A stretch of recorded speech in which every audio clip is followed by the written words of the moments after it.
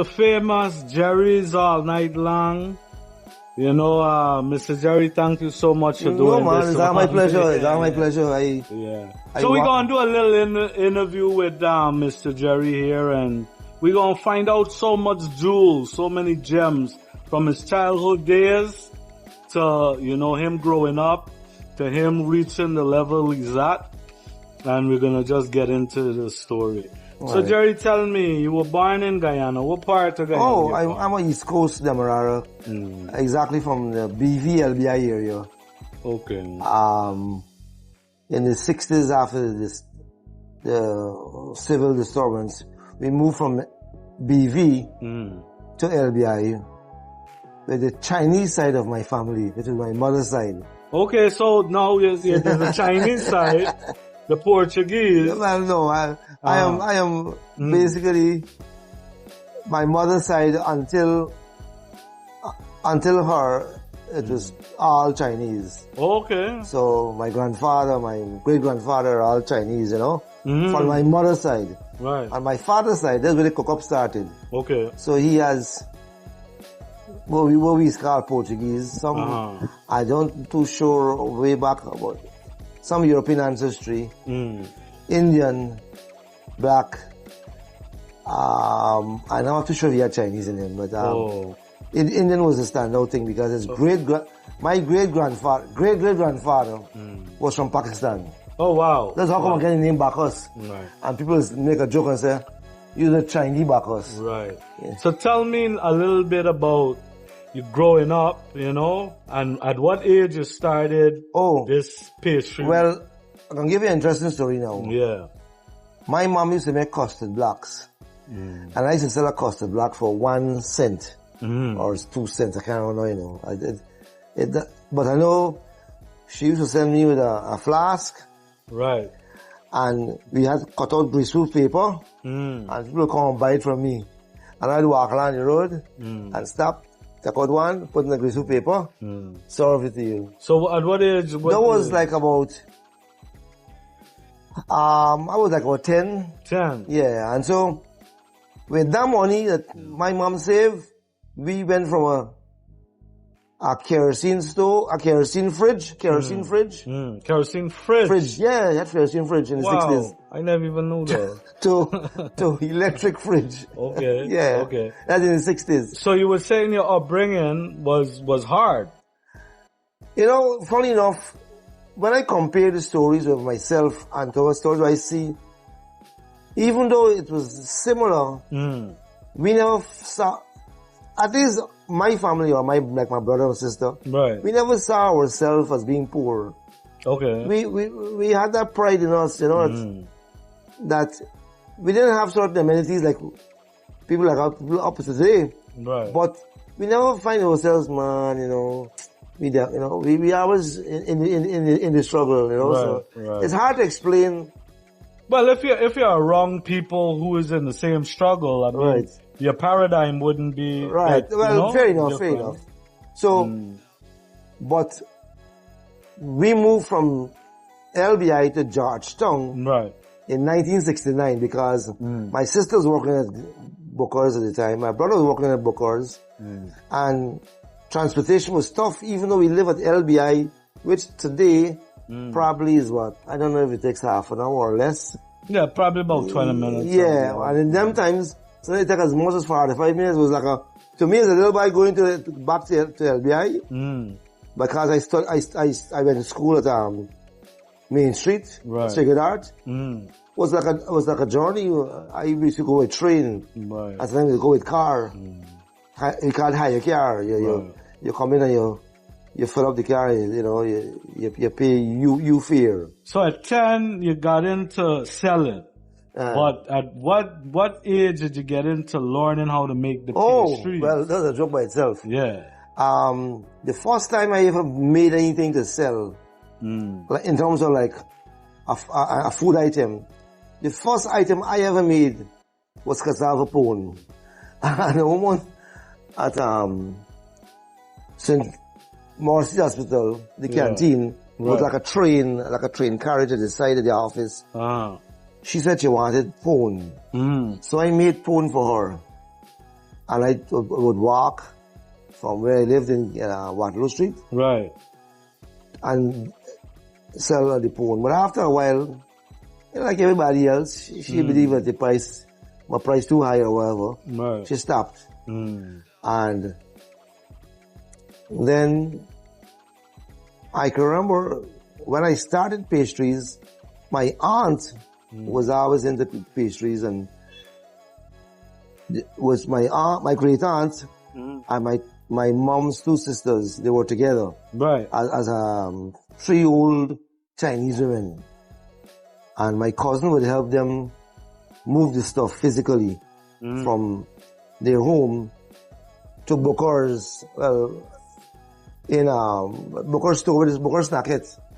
And people be demanding my aunt's patties and pastries. But after a while, she went flat. And there was a hole in the business. And my ex-wife said to me, why don't you go to your aunt and let her teach you to make pastries and you could create your own living. Right. And I said, you know what? I don't think she'll want to teach me. She said, oh, why? I said, because, Chinese keep the secret to themselves. Right. And I approached her. When I approached her, I was 24 years of age. My aunt was 88 years old. Wow. Yes. I can remember very well the night I went to her. And I said, Aunt Rosie, I want to know if you could teach me to do pastries. And she was so overjoyed. She said, me want to sell Georgetown. And that means that she was happy. Right. She was happy to get some. Now she got an arm and a leg. Right. So the deal was, I would bake with her, find the raw materials, and take it on the road and sell it for her. Or for me to, because it was a business.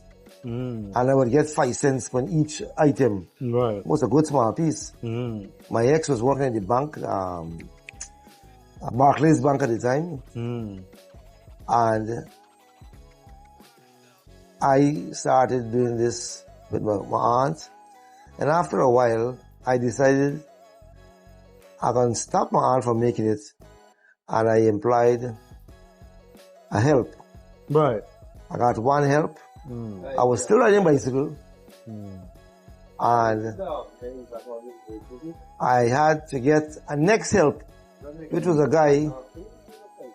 His name is Lloyd Murray.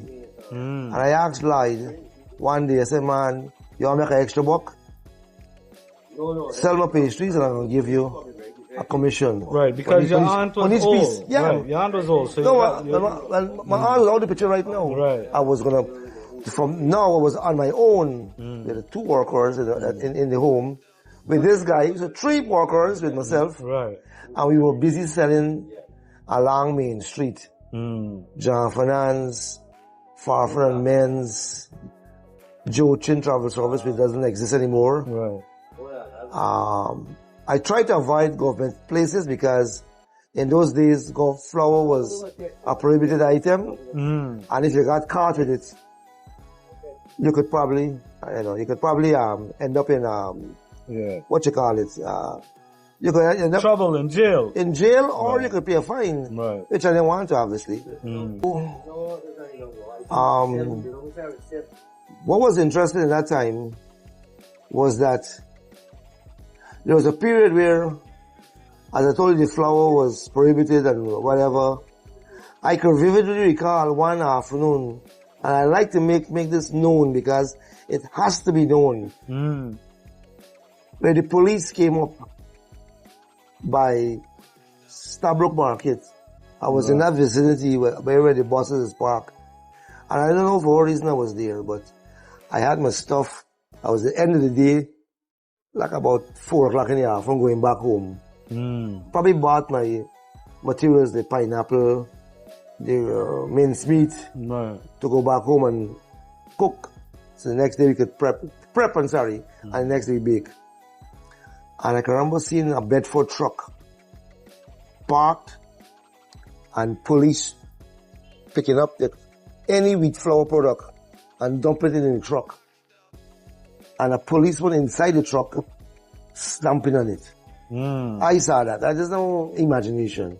I saw that. Right.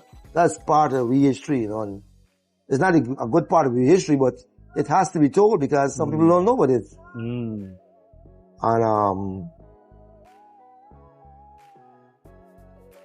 the name Jerry's came about when I would try to go down as fast as possible for I think as early as 10:30 to get the people on breaks from the bank or the travel agency or wherever I was gonna go. As I said, I avoided government places because that would arouse too much of a air of where you get the flour from, you know.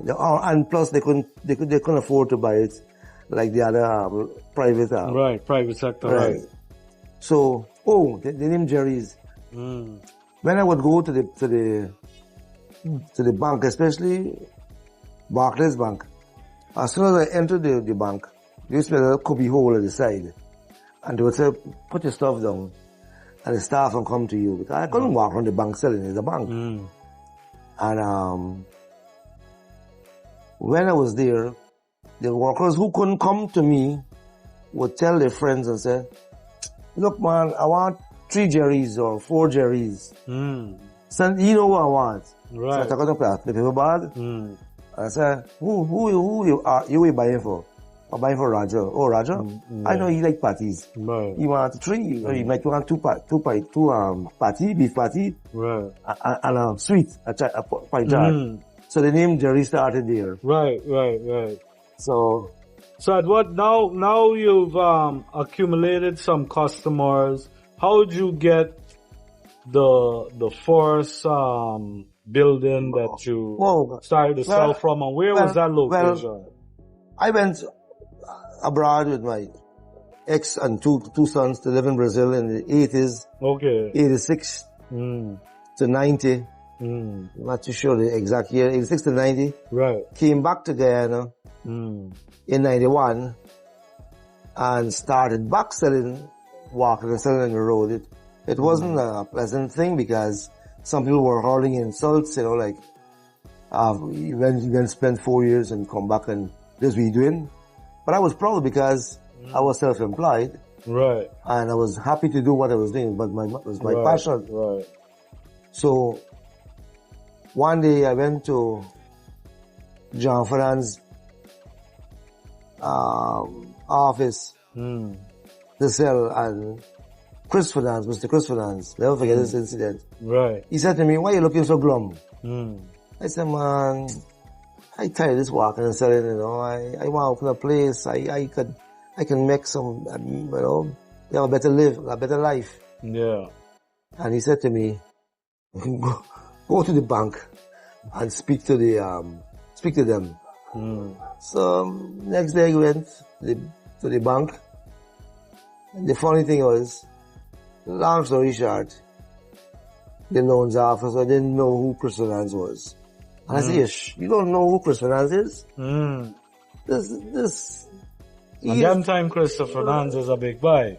Of course, but this is 1992. Right. So I said, man, you don't know Chris? He said, no. Then I found out the man wasn't messing with me. The man just transferred from Barbies to Georgetown. Oh. So even though I showed him where to, anyhow, the next day, all being said and following how it was to be done by Mr. Chris, I was approved a loan, unsecured because I didn't have, 92, I didn't have any backing. Right.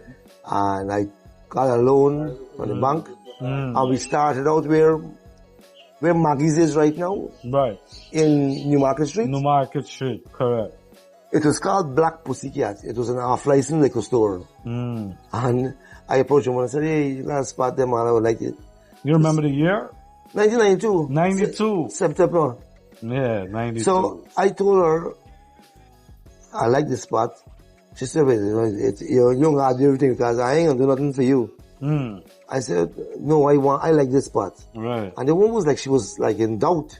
And, you know, I got a contract, a carpenter.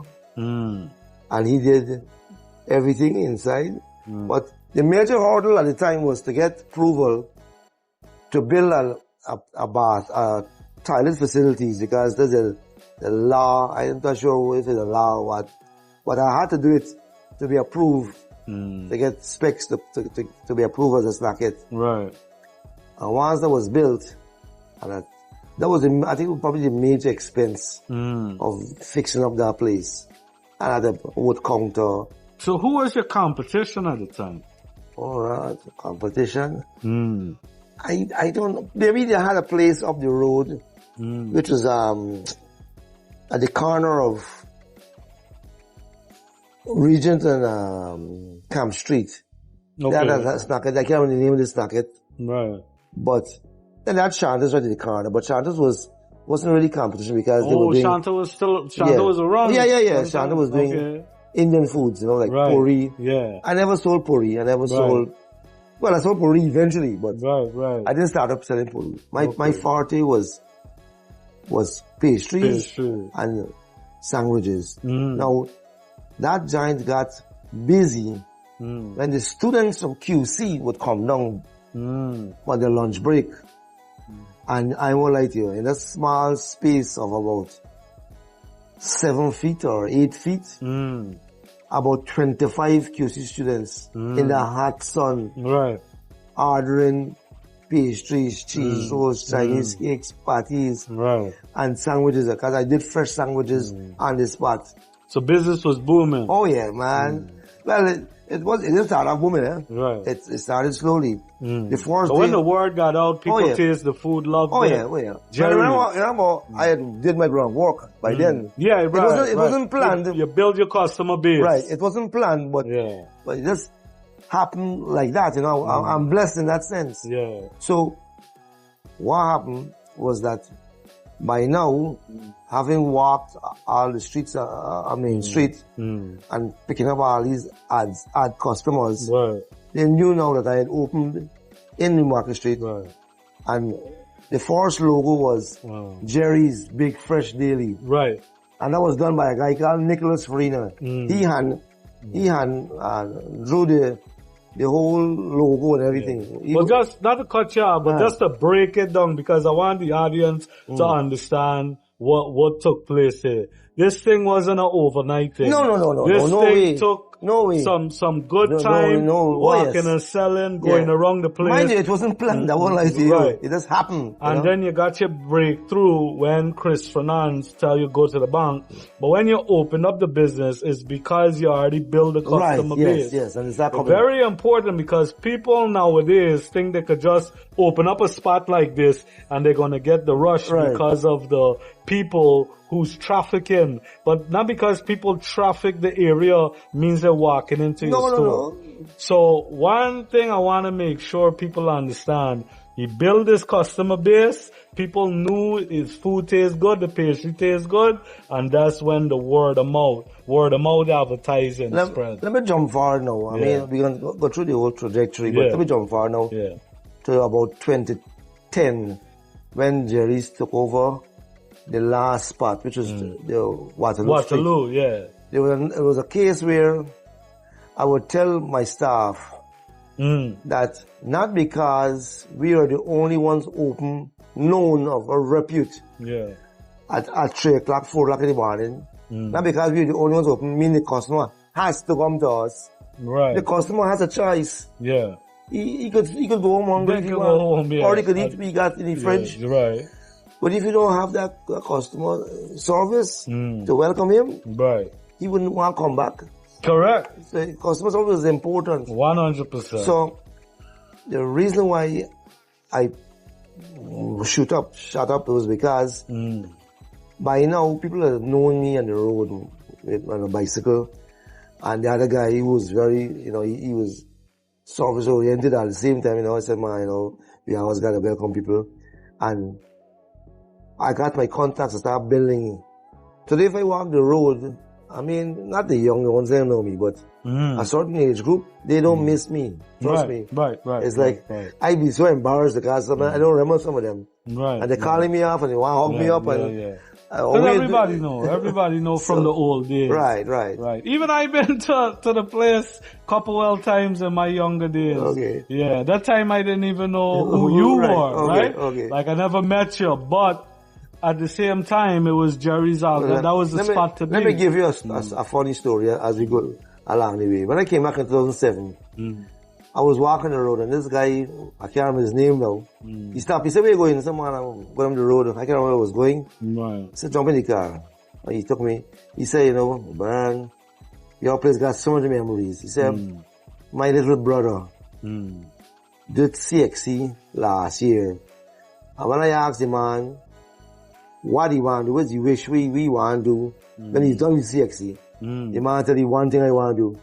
I walk up by Jerry's and to drink till morning. Yeah. That was he big. Right. And he gave wish. As he done CXC, work hard, he want to celebrate now. That was he desire. Celebrate. I couldn't believe, something simple as that, So tell me now about managing the business. I mean, you get Jerry's All Night Long, right? Because the name changed, right? Well, okay. Because that's what I remember. Hold on. Yeah. Well, I opened here in 92. And then it started getting a more and more crowd, obviously. Right. And there came a point where I wanted more space for people to sit down, because they can't sit down in front. Where Maggie's is right now. Right. At that point, the most you could have sitting down at one time was 3 per person. Yeah. And people standing up. Yeah. So there was a spot on Camp Street, which was next to the Plaza Cinema. Plaza is no longer there. I think where Popeyes is right now. Right. We took over. So I approached the guy, and the rent at the time was 65,000. When I moved into the first spot in New Market Street, we were paying 15,000. Okay. And the landlady, by where Maggie's is now? Yeah, 15,000 a month. Right. And the landlady, seeing that I was doing well, like everybody else, she raised the rent 2 years after 25,000. From 15 to 25? Yes. Wow. So it was a big jump. Yeah, big jump. Yeah. Then I decided to move to Camp Street, but that was a bigger jump now. But that was intentional. Right. It was from 25,000. I moved from 25,000 to 65,000. Right. It wasn't easy. I was risking, I was trying my hand out. But I had enough space now. I had the whole corridor where. But it paid off. Oh yes, big time. Because where the guys with the rock concerts and the events would think. But what pushed Jerry's to the next level, and this is important, is that we had lots of happy hours. We couldn't sell rum. We didn't have a bar license. Right. But we could sell beer. And of course, if you sell beer, you could sneak a little quarter bottle and, a little quarter, yeah. But, so when I would put flyers out, this is like 97, 98, that, Jerry's got a happy hour, buy one, get one. Many expats came to Jerry's. Right. When you would see, when the buses would pass on Camp Street, and they watched it, the next day they come and tell me, I see you at a party last night, only white people down there. I said, only white people made use of the happy hour. Right. You guys feeling embarrassed and ashamed that you got a happy hour, you want by one, get what? Right. I said, but they know, they know about the happy hour. They were volunteer, what is it called them, man? They got a volunteer group that's coming. And so they enjoyed making use of the happy hour. And there were many, they used to be all in front, the whole place full up. Majority were whites. It was amazing. I wasn't getting from whites alone. Right. And those happy hours pushed the business, because I did them every Friday. Right. Trying my best. And in 1999, my ex decided that we should go to greener pastures, which in hindsight maybe wasn't the right thing to do. But it happened, and that was it. Right. So when you say greener pastures, you're talking about going to the States. To the States, yeah. So we went to Florida. Okay. And I left the business with my cousin. 99, okay. Yeah. And it wasn't a pleasant partnership as such, because he did not own up to his end of what we had agreed to. Right. And I came back in 2007 and took it back from him, because I had told him if he did what I wanted him to do after 5 years, which would have been 2004, he could keep the business. But he didn't do what I had asked him to do. Oh, so you give him a deal? No, of course. Yes. The deal was 55%, 55-45. Right. 55% me, profit or loss. Right. 45 him, profit or loss. And he messed it up? Yes. Oh, man. Anyhow, I don't want to go into much in family. Right. But he messed it up. I had left him a car, I think 2 scooters. Wow. And I think I had about 6-7 staff. Oh. He eventually got rid of the staff who were loyal to me at the time and put his own staff. But the rest of that's history now. Right. I don't want to go into that thing. So you came back, you said 2007? Yeah. Right. Because by then, the landlord, a greedy individual, I got big now because he started Jerry's was really booming. One thing I must say, my cousin did not close doors. So I'm thankful that he didn't close doors whilst I was abroad. So when I came back, it was still functioning. Right. But money wasn't coming to me. And by now, Jerry's was booming because I had left him a crowd and a scene of lawyers, doctors, professionals, the gas station attendant, the bus driver would all come and converge on Jerry's. That's how come the trend lasted until 2015 when I finally closed down, because anywhere I went, I created an ambience of inclusiveness. Right. It wasn't just because of them who was doing well or them who had money could have come to Jerry's. Right. Anybody could have walked into Jerry's. Right. And you treated everybody. Oh yes, of course. Well, that's great customer service. Yeah. So from 2007 to 2015, I believe at 2008 is when I was introduced to Jerry's. But like in those years. But now, in those times, because what I've seen, even in 2008, 2009, 2010, Jerry's was still booming. It still had the impact. At least that's what I seen, because remember, that's when I was introduced to it. It was. So I don't know what happened before. Maybe it had more people coming through before.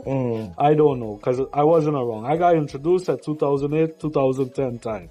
So my question now would be, what is it that in the next, let's say from 2010 to 2015, what made you close down the establishment?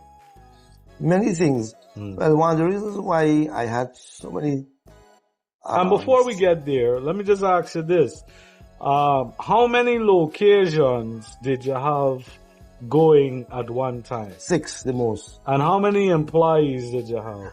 I had 60 workers at one time, paid weekly. Good. So I want you guys out there who are business people, entrepreneurs, people who are trying to get bigger and scale their business. This is why I'm sitting down actually with Jerry's to learn, milk up all the jewels that he's giving you right now. 60 employees is not an easy number to run. It wasn't easy. Yeah. You gotta deal with different personalities, so many different At one time we were paying from Saturday morning, like about, maybe like 9 o'clock we started paying. Then we were doing so well, we started paying as early as Friday night, 9 o'clock, because money came in from all the different locations, especially in Bishops, where we didn't have school Saturday and Sunday. So, whatever it was, we didn't have to spend more.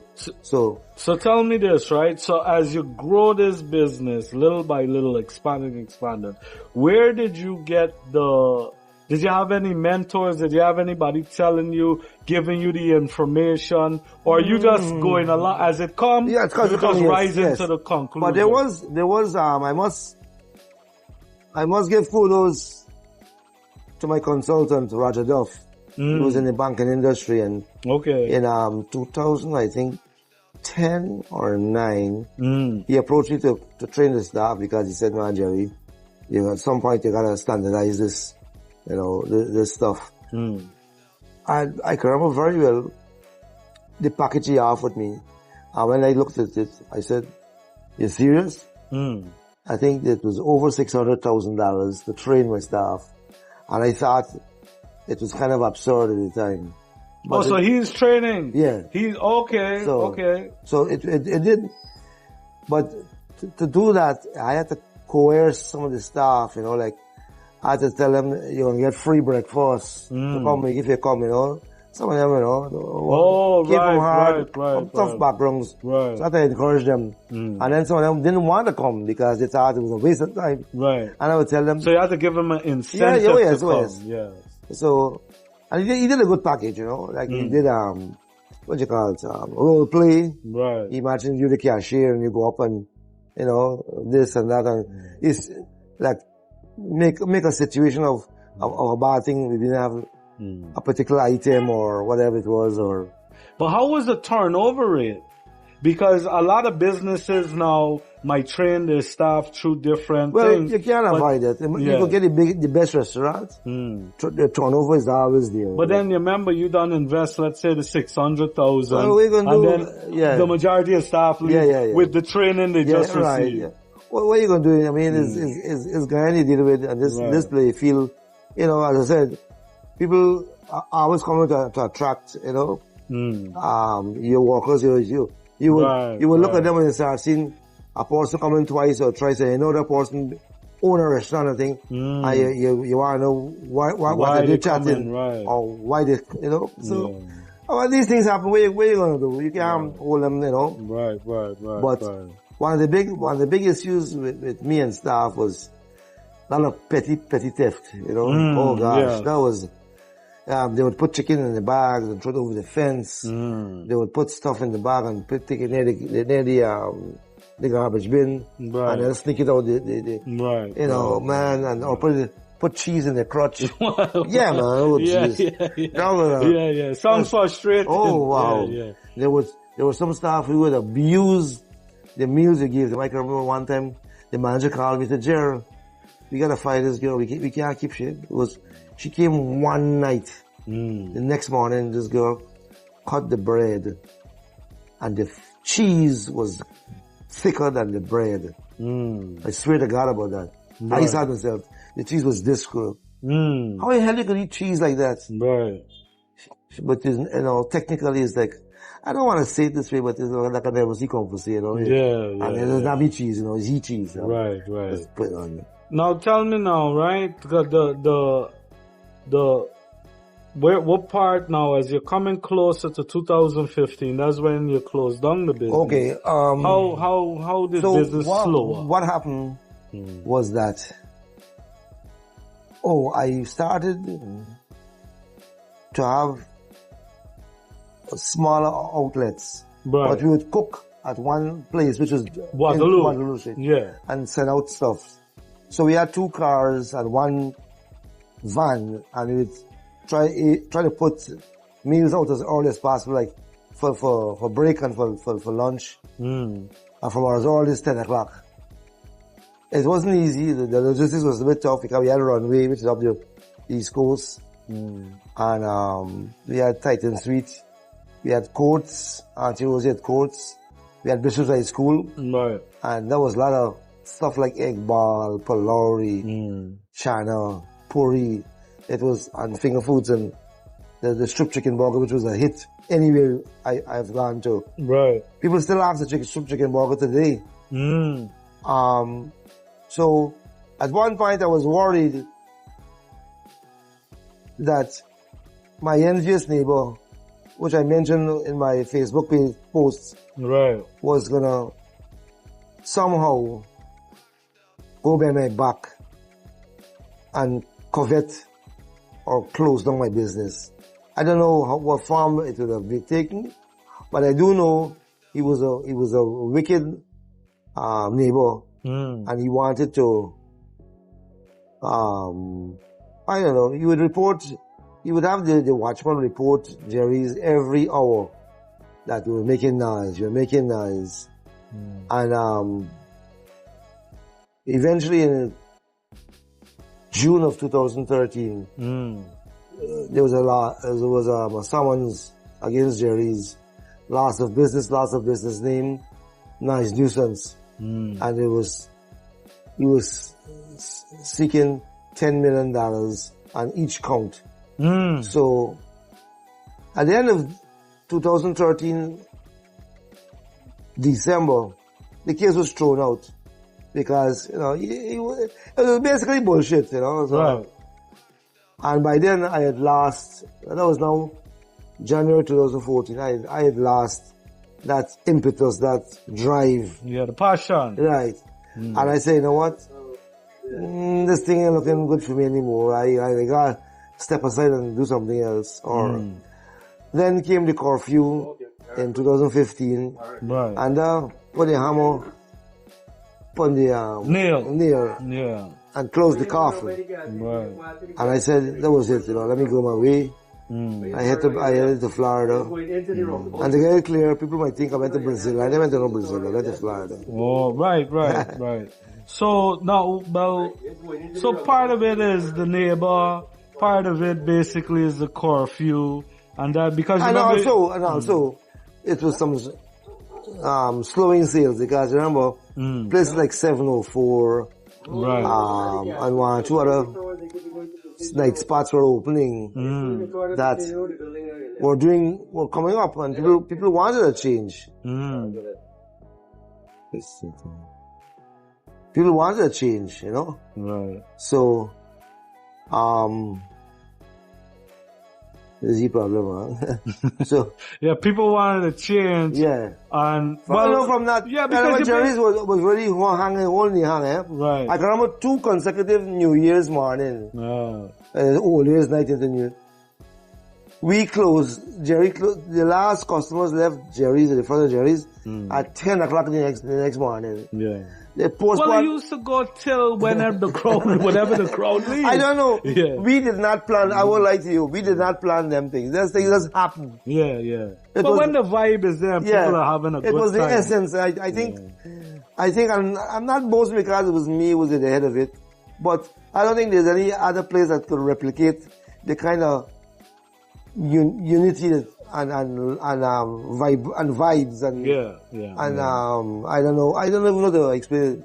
That Guyanese happiness or right, where people spouting. And sometimes a man would go there 10 o'clock in the night and he'd probably buy 1 beer and the whole night he's drinking and he know where the beer coming from. Right. Then he go home, he block up his time. Yeah. That's how it works. I remember one night a guy came and he drinking. I was watching midnight. Next morning I going out to go on open runway. He said, Mr. Jerry, let me want to sell me. I said, man, it's 6 o'clock, buddy. Place closed. He said, but look at you, show me the sign. He said, but it's all night long. Right. I said, it's all night long, but not all morning long. Yeah, right. Everybody laugh. Eventually. So now you went to the States. You're basically tough little. You come back now to Guyana. Tell me about the things that you're gonna do in Guyana and what's your plans now that you're back? I can't afford these Georgetown rents. I don't have any property here. So one of the places we have looked at, we were there last year, is Region 9, Lethem. Lethem has so much huge potential. And added to the fact that my wife is Brazilian, it will make a plus for the business. Because many Brazilians come across on a daily basis to buy from the Chinese stores. And that's basically it. And, they look for Brazilian food. Because they're not tourists, don't get anybody wrong. They're not tourists. They're just coming to buy one day and go back the same day. Right. So it's a lot of them, apparently. Right. So you're going into a new business venture in terms of location-wise.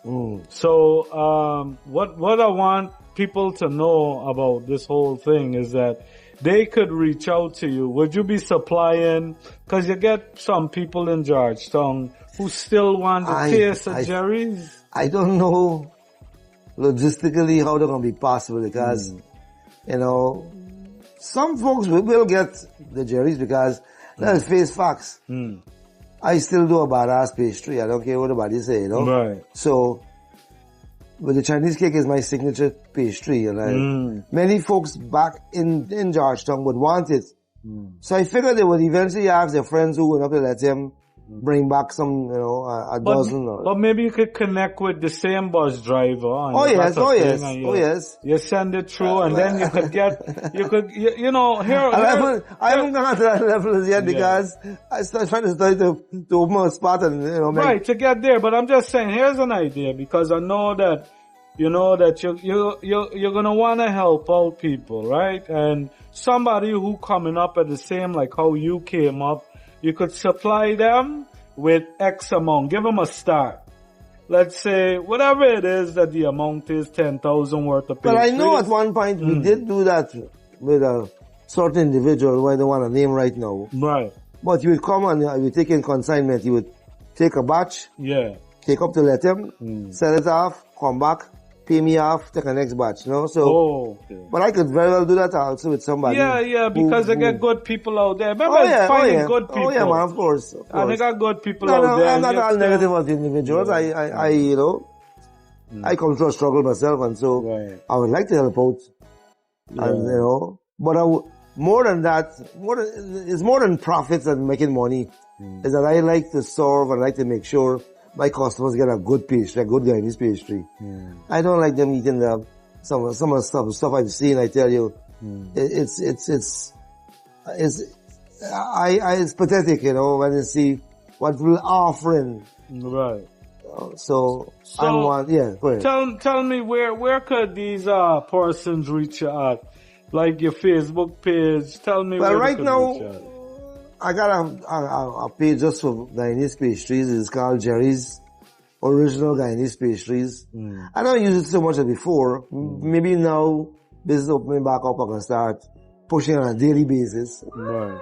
And, you know, eventually I'll put out my telephone number there. I'll put out my email there. And Facebook also. Right. So, we're gonna put it at the bottom of the screen. Oh yes. So anybody wants to follow Jerry's Original Pastries, they could follow it, and you could get in contact with Jerry's. You could support him. He's been, to me, he's a legend in the game because he's been doing it so long. I've been called this legend. Yeah. You know, I might eventually accept the title of being right now. It's a bit too much sometimes, but funny enough, you know, many people have been calling me legend. You know, I guess because of the memories that they shared with Jerry's, you know. Some people don't even know me and they still call me a legend, you know, like, I mean, wow. Yeah. You know. I mean, cause from for all the stuff that you've been through, the height of Jerry's, people have those memories when the good times. Oh yes. You know, and that's what it's all about. I'll give you an example. Just my Facebook page. I was helping a girl to get a ticket. She was trying to buy it from Brazil. I can't remember the whole details of it. Right, yeah. But she ended up in India. Yeah, to study. I read the post. True story. That's the one. So she's the one who texted me and said, Mr. Jerry, you large. This man in Guyana, but he know Jerry's. Yeah. I said, well, must take a photograph. They said, I got a photograph. She had a video, but she lost the video. Yeah. Her name is Asante Amos. Yeah. Right, and the story, what I read was that she was catching a taxi. And the boss, and the guy didn't even know. It's like she's from Guyana. Right. She telling him I'm from Guyana. It's like, Jerry's Georgetown. Yeah. So you remember Jerry's She says, Georgetown. I know him. I know Mr. Jerry personally because we used to text a lot, you know. Yeah. And she said he was like so impressed. She said, Mr. Jerry, the guy was so happy to know that and I knew you. And the guy couldn't believe. And I showed him the text and I said, look, Mr. Jeremy's chat. He said, wow. He said, apparently, subsequently I learned from the DJ who used to be jamming at Jerry's in them times. Guy called, Odin Small, Sinbad. He told me that it was a batch of, I don't know if it's 2 or 3 guys, 4 guys, had some project or some stint at Balgon Singh Hospital. And they would come every night to party at Jerry's. Right. Excuse me. That for them, that was their joy. They look forward to it. So there's the next plus, you know. Right. So I just want to tell everybody out there, Letem is a new spot. If you haven't gone, you know, Jerry, you should start a YouTube channel. My wife wanted to do that, and I think I will have a little more time, even though I'm going to be busy. Yeah. But I'm going to have more content now because the Brazilian factor comes in, you know. Right. And the whole new territory, mountain, savanna, river. Today I was in the line paying for my registration, and the guy recognizes me, and the guy says, "You know what you should do? You gotta let him looking to see if you could do riverside dining." I said, "Buddy, I can't do all them things." Right. He said, "Or you could go by the seawall and get a boat." I said, "Man, how much thing I'm gonna do one time? I can't do all these things." But I don't want to like discourage him, but it was the fact that for me, that was a feather in my cap because he knew what Jerry's was, and he knew he would like to see it come back again, and so he gave me ideas. Right. So, you know, you can't beat that. Yeah, well, like I said, start the YouTube channel and people will get to see you. You get to show Letem. Right. You get people who will to fly in, they'll want to go Letem. Funny enough, the next thing too, many folks I've spoken to, I've said, "Where you going?" Letem. And they've been Letem by. But seeing you going Letem, I might take a trip. Right. And that is a feather in my cap because I said, wow, this guy wants to go to Letem just because of Jerry's. I mean, I might say this fleetingly, but you know, who knows down the line? Say, why you gotta let him? Well, you're influencing people. Right now, I've been encouraged by going west to make sure I open before the rodeo because that's gonna be big, and you know, which is true. So when's the rodeo? March, I think, end of March. Oh, good. So we have time, but I mean, we have time, and also we don't have time. Well, I want to end it with this, right? That I follow you on Facebook. And you just being a jovial person and with a great personality, especially on Facebook. If you just transfer it to YouTube, I think your YouTube channel will blow up. Thanks. But on the other side, where you see me making jokes and I would hardly get involved in politics or make a little jab at something, but I try to stay away from that crowd and that bring out tension or anger in people.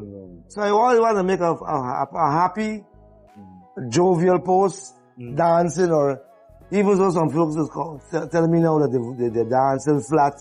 But, you know, if they see it flat, I think they're just joking, because it's just jokes all the time. Because I know you're more likely a jovial. You're not going to take that on if there's them on, because the amount of things you do is funny. You know? So, I like to make people happy. And, you know, I have created, anywhere I've gone, I've created ambience to make people come together and forget race and color and religion and, you know, other things that divide them. I got a Bishop's High School. You should see this children. Oh goodness me! You know, they love. They come and they would start. Some of them would actually start talking to me like a friend, like a dad, and would ask me advice. And you know, I started to get close to them. And at Jerry's and Waterloo Street, the last place, you know, they had the oldies. We had an oldies crowd. We had at the bar playing rap music. There was one night, this white man come through. We had a session where the comfort drums were playing outside. So he saw that and he heard it. And as he went in the bar, he heard rap music. So when he went to the door, he said he wanted to see what it was like. So, you know, you heard the oldies.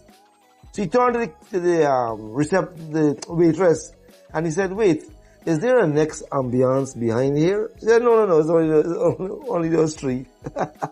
But he said, in the space of not even a minute, he walked through from the Quaker drums to the rap music into the oldies. Right. It was wap. He says, I remember that now. He said he can't recall anywhere to have had this kind of emotions change so fast. Yeah. I remember that the back had different music.